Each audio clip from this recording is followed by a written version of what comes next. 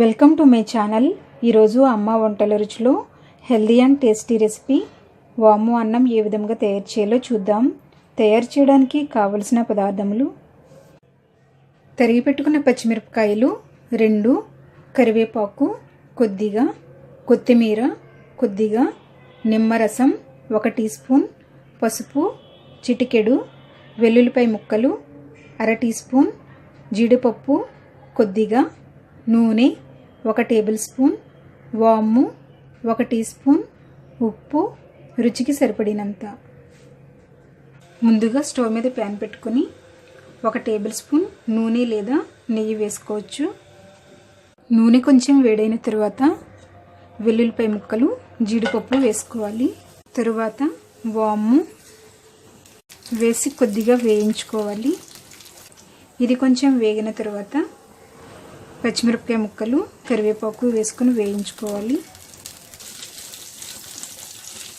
ఇవి వేగిన తర్వాత కొద్దిగా పసుపు వేసుకొని ఒకసారి కలుపుకుందాం. తరువాత ఉడికించి చల్లారబెట్టుకున్నటువంటి అన్నం వేసుకోవాలి.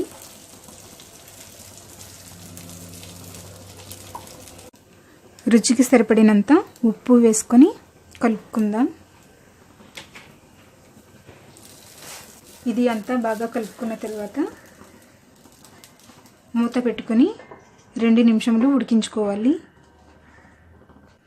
2 నిమిషములు ఉడికించుకున్న తర్వాత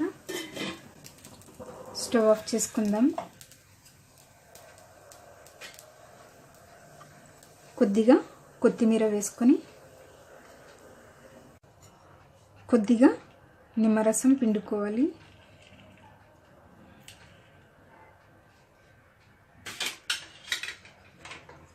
ఇది ఒకసారి అంతా బాగా కలుపుకొని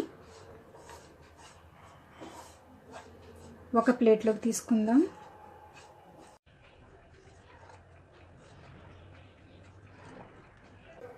ఆరోగ్యకరమైన వాము అన్నం రెడీ అయ్యింది.